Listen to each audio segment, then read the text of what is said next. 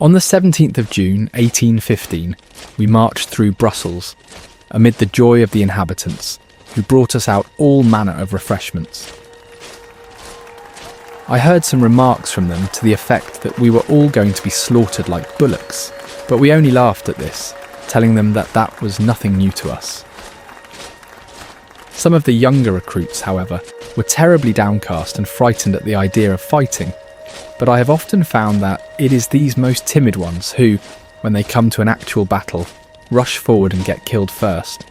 probably owing to the confused state they are in, while the more disciplined soldiers know better what course to pursue. From Brussels, we marched to about 5 or 6 miles out of the town, not far from the village of Waterloo, when our commander sent his aide-de-camp to Lord Wellington for general orders on how he was to act, or as to what part of the line we were to fall in at. The orders returned were that we were to stay in our present position till next morning, so that night we crept into any hole we could find,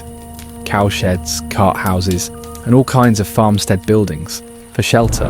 and I never remember a worse night in all the Peninsular War, for the rain descended in torrents, mixed with fearful thunder and lightning, and seeming to foretell the fate of the following morning, the 18th, which again happened to be Sunday. The Allied army had on the 16th and 17th been attacked by Napoleon's large forces at Ligny and Quatre Bras, but neither side had obtained any great success, beyond thousands being killed on both sides. During the night of the 17th, therefore, firing was continually going on, which I could distinctly hear, in spite of its being considerably drowned by the thunder. Owing to the rain and continued traffic, the roads were almost impassable, and the people were sometimes completely stuck in the mud. Early in the morning of the 18th, we were again put on the march to join our lines, our position being in the reserve, which included the 4th and 27th Regiments, together with a body of Brunswickers and Dutch, and formed a line between Merk Braine and Mont Saint-Jean on the Brussels road. During this movement, a shell from the enemy cut our Deputy Sergeant Major in two, and having passed on to take the head off one of my company of grenadiers named William Hooper, exploded in the rear not more than 1 yard from me, hurling me at least 2 yards into the air, but fortunately doing me little injury, and carrying a small piece of skin off the side of my face. It was indeed another narrow escape, for it burnt the tail of my sash completely off and turned the handle of my sword perfectly black.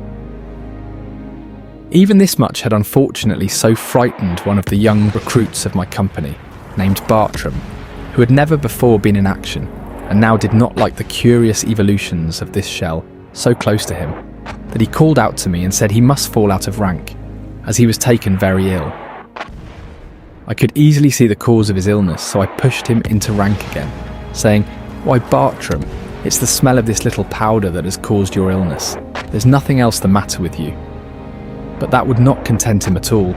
and he fell down and would not proceed another inch. About 10 o'clock, the action of the day began at Hougoumont on our right, and from there it fell on our centre,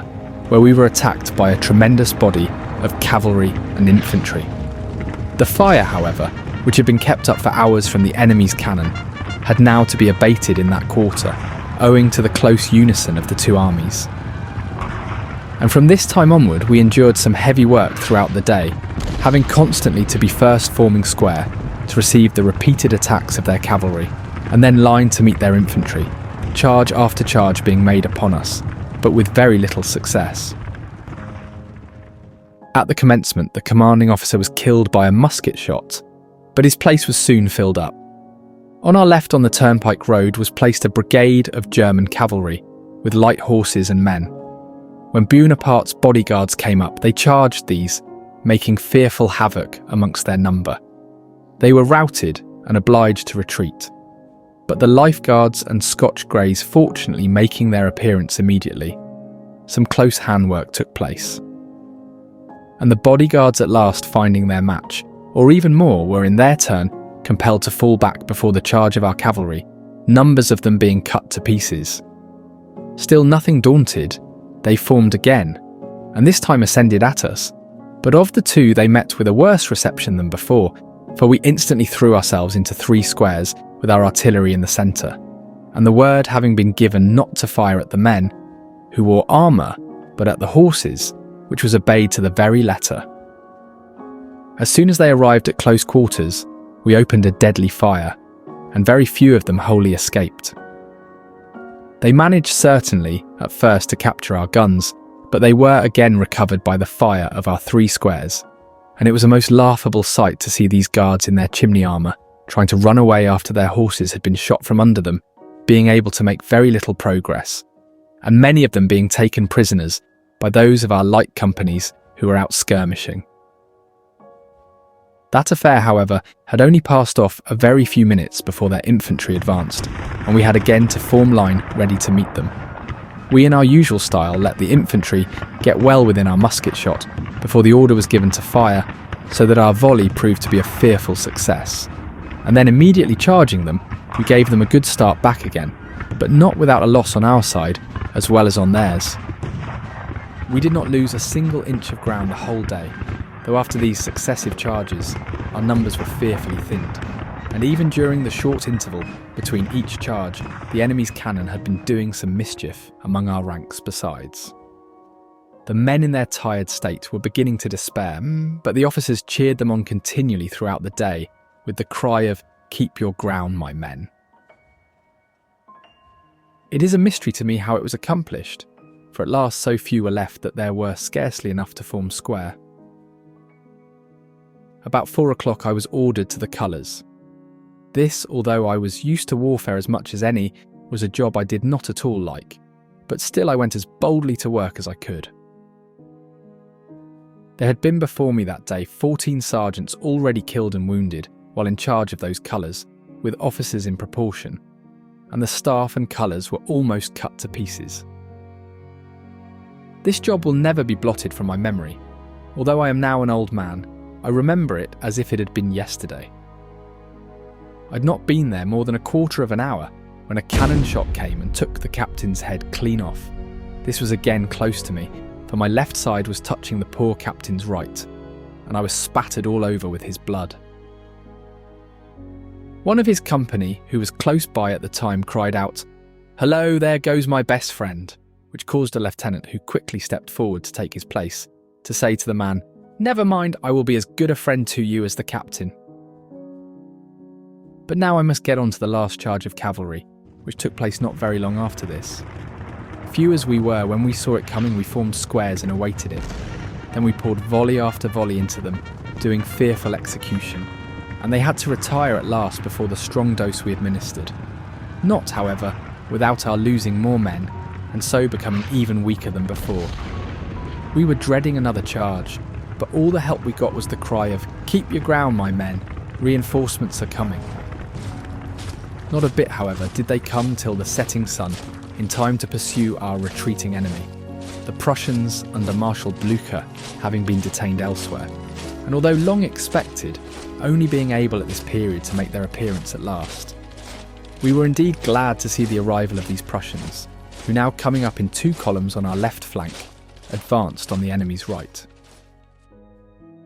Lord Wellington, who was ever enticing his army on, now came up to our regiment and asked who was in command.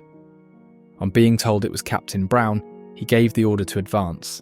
which we received with 3 cheers, and off we set as if renewed with fresh vigour.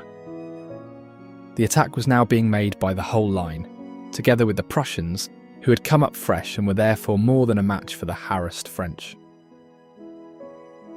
We followed them ourselves for about a mile, and then encamped on the enemy's ground, and if ever there was a hungry and tired tribe of men, we were that after that memorable day of the 18th of June 1815.